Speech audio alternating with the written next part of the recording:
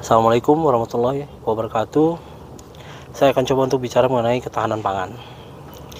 Kalau bicara ketahanan pangan, mau tidak mau kita harus bicara mengenai tanaman ya, tanaman pangan dan juga hortikultura. Karena bagaimanapun juga dua jenis itu yang kemudian akan menopang ketahanan pangan kita dan juga memberikan masukan devisa ya melalui ekspor maupun ya memperkuat perekonomian ya, membantu juga petani-petani ya, untuk kemudian mendapatkan penghasilan ya. Jadi kalau kita bicara tanaman pangan dan hortikultura ya, jadi kita itu harus kemudian memahami bahwa bisnisnya ya, core bisnisnya itu ada di sektor hilir, kemudian budidaya atau produksi ya, kemudian ada sektor hulu, ada sektor pendukung juga gitu ya. Jadi sektor-sektor ini yang kemudian harus diperkuat, mau tidak mau, dari hilir sampai ke sektor pendukung. Ini bukan hilir ke hulu, tapi hilir ke sektor pendukung itu harus kuat. Jadi semuanya itu harus didukung ya.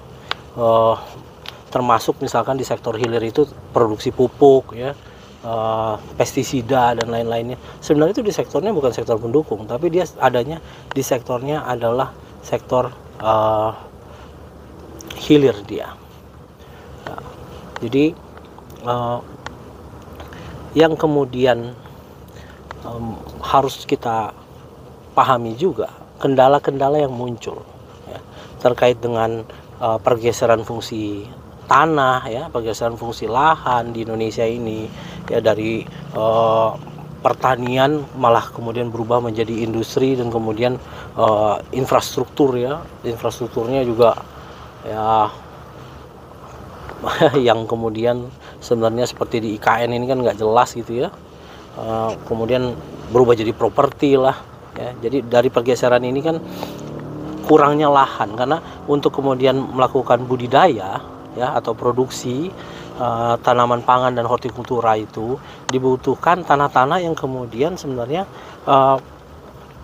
memiliki compatibility ya, kecocokan dengan jenis-jenis tanaman yang kemudian akan, tanaman pangan dan hortikultura yang kemudian akan ditumbuhkan. Kecuali kalau misalkan dia masuknya tanaman hidroponik ya, dia bisa gunakan media-media lain. Kalau hidroponik itu ya, dia bisa pakai rock wool, terus pakai kokopit ya, kemudian pakai yang macam-macam lah sekarang ini ya.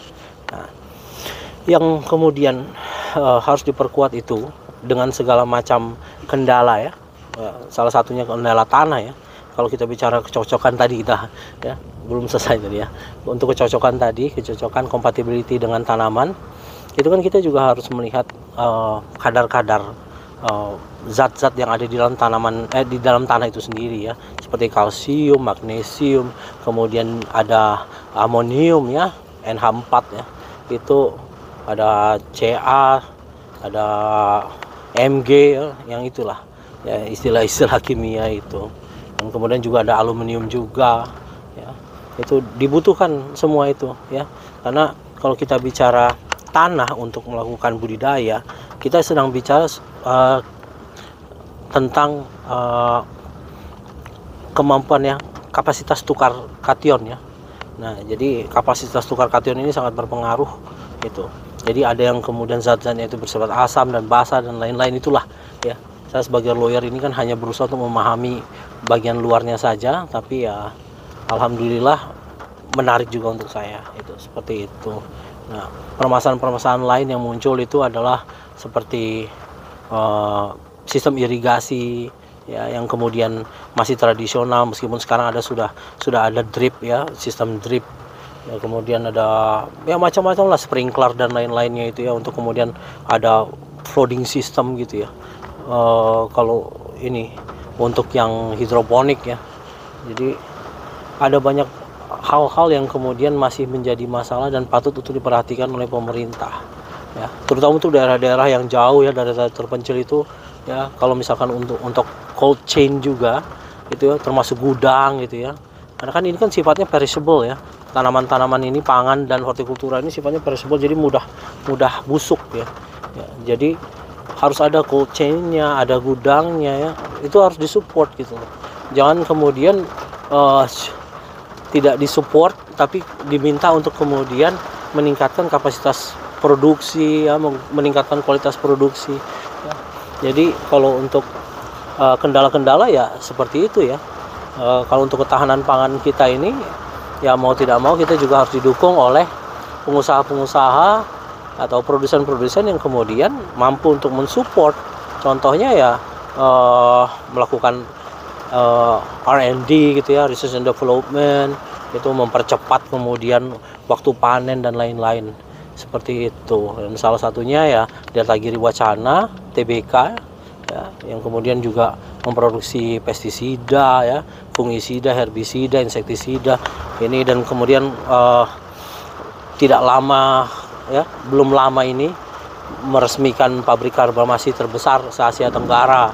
Nah, ini mampu untuk kemudian mensupport untuk industri pangan kita ya, industri pangan dan hortikultura kita tentunya ya, seperti itu. Jadi jangan cuma bicara mengenai ketahanan pangan kalau kemudian ya aksinya nggak ada gitu ya. Jadi jangan cuma NATO ya, no action talk only ya, seperti itu. Kalau dari saya cukup, nanti kita lanjut lagi mengenai pembahasan ini setelah saya belajar lebih banyak lagi. Oke, thank you.